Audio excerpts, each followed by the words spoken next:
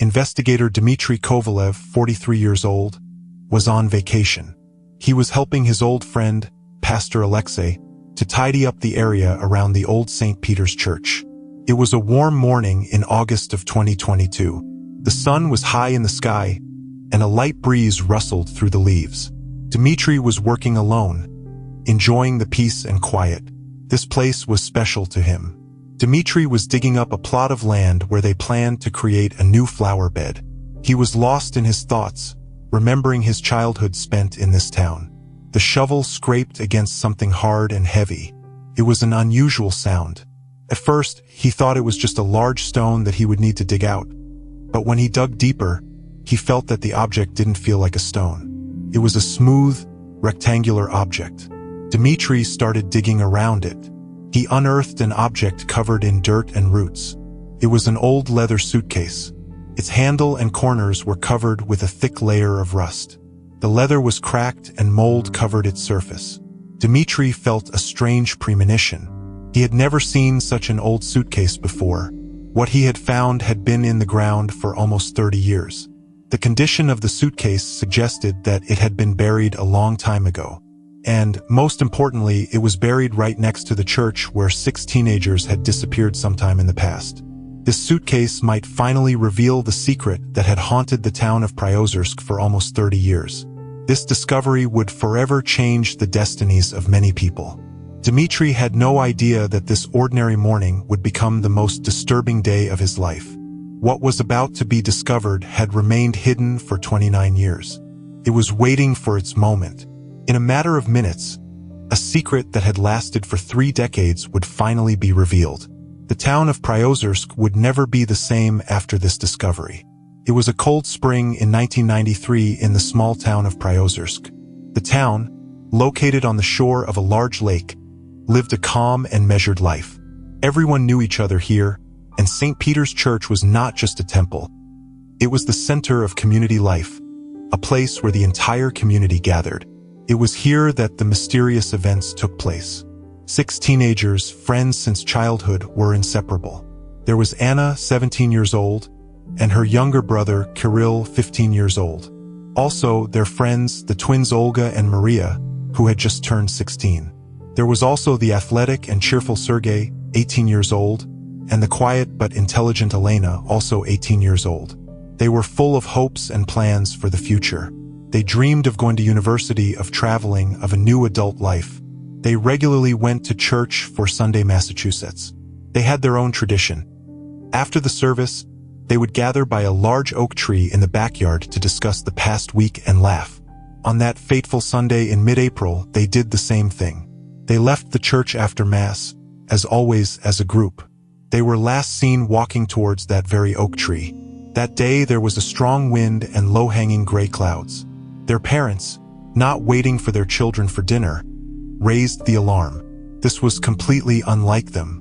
They never left without warning. The initial searches started by parents and neighbors yielded no results. The police who arrived at the scene launched a larger-scale operation, but it also proved fruitless. All their belongings remained at home. No traces of a struggle or abduction were found. They simply disappeared, vanished. Only unanswered questions remained. Why did they all leave together? Why didn't any of them say a word? How can one disappear without leaving a single clue? Their disappearance became a mystery that enveloped Priozersk in a dense fog. No one could understand what had happened. No one could provide an explanation. Years turned into decades. The mystery of the teenagers' disappearance gradually turned into a local legend. Generations changed, but the pain of the parents left without their children did not subside.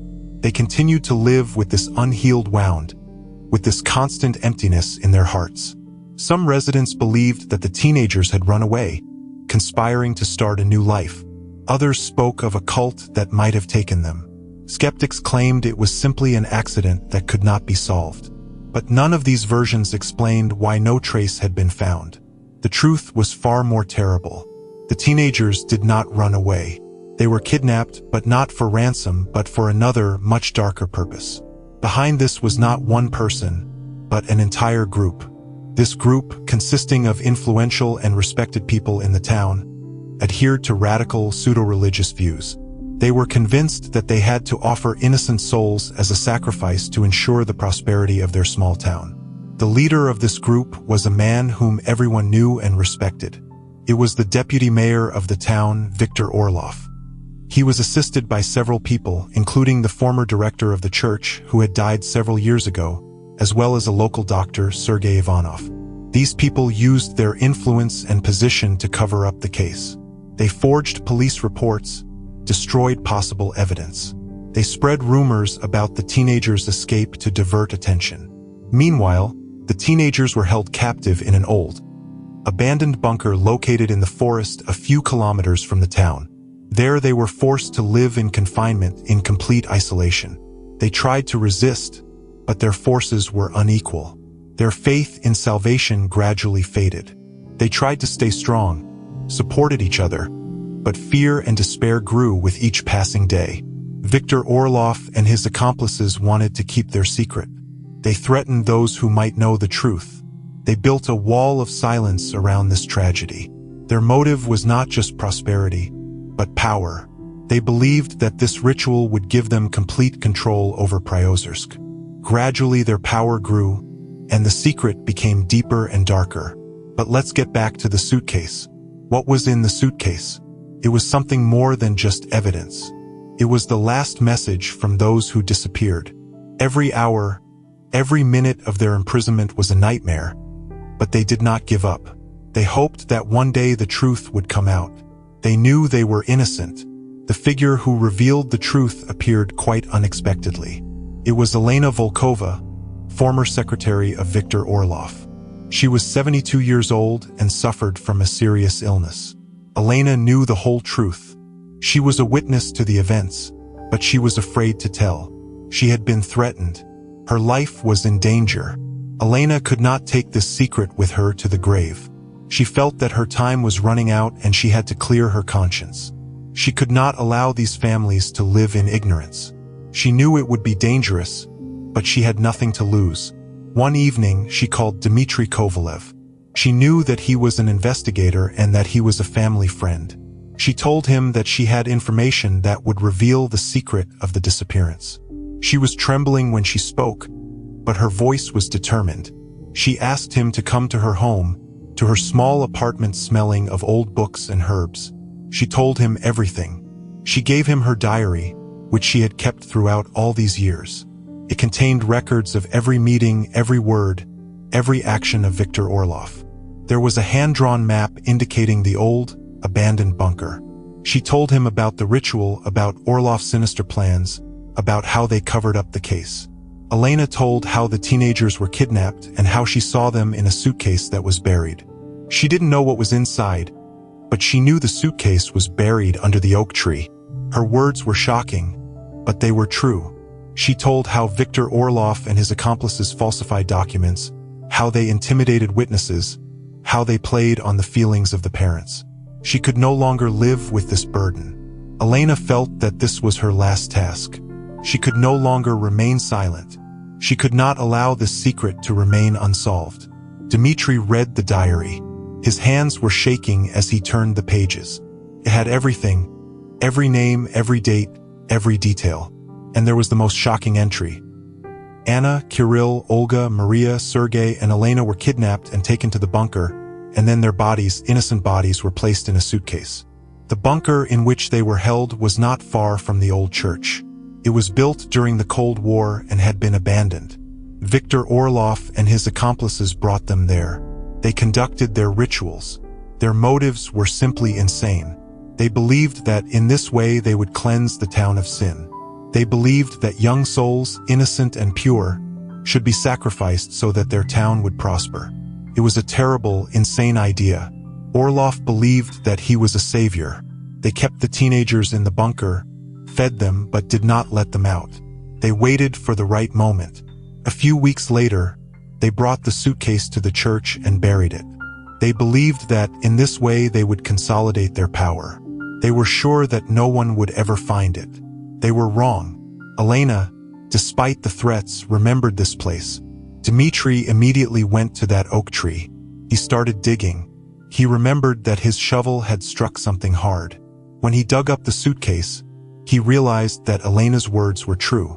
He immediately called the police. Experts opened the suitcase. Inside, among old rags and dust, lay bones. These were the bones of 6 teenagers. Their clothes, their personal belongings were neatly folded nearby. The bones were small, fragile. The examination confirmed that these were the remains of Anna, Kirill, Olga, Maria, Sergei, and Elena. A real shock began in the town. People could not believe what had happened. They could not believe that the respected Deputy Mayor Viktor Orlov was a monster. He was arrested, and during interrogation he confessed to everything. He told how they had all planned it, how they had kidnapped the teenagers, and how they had hidden their remains. He said that he was doing it for the good of the town, but his eyes were burning with madness. After this revelation, the town of Priozersk plunged into mourning. But it was not only mourning, but also anger. The parents who had waited 29 years for their children finally learned the truth. Their hearts were broken, but they also felt relief. They finally knew what had happened. Viktor Orlov was sentenced to life imprisonment. His accomplice, Dr. Sergei Ivanov, was found. He tried to escape, but he was caught. He was also sentenced. Society was shocked. How could such people be among them? How could they commit such a terrible crime? The parents, who had supported each other all these years, could now mourn their children. They buried their remains in the cemetery next to the church. A monument was erected in their honor. It was made of white marble and engraved with the names of all 6 teenagers. The community, which had once been united, became divided. Some wanted to forget this story. Others wanted to remember it so that it would never happen again. The church, which had been the site of the tragedy, became a place of repentance. Pastor Alexei, who was shocked, held a special service. He prayed for the souls of the teenagers and for the souls of their parents. This discovery forever changed Priozersk. The town, which had once been a symbol of peace and tranquility, now became a symbol of mystery and tragedy. But in this tragedy there was also hope. Hope that the truth will always come out, no matter how long it is hidden. Years passed after the secret was revealed. The teenagers' parents grew older, but their pain did not subside. They often came to the monument to remember their children. They talked to them as if they were nearby. The story of Anna, Kirill, Olga, Maria, Sergei, and Elena became a lesson for the entire town. It showed how easily one can succumb to insane ideas and how important it is not to remain silent when you see evil. The story also showed that even in the darkest situations there is always room for hope. Elena Volkova, who revealed the truth, died several months after her confession. She passed away with a clear conscience. She knew that she had done everything she could to atone for her guilt. Her actions became a symbol of courage. The memory of the 6 teenagers will live in the hearts of the residents of Priozersk forever. They were not forgotten. Their story became part of the history of the town. Their souls finally found peace, and in the town where darkness once reigned, the light of truth now burns. Yes.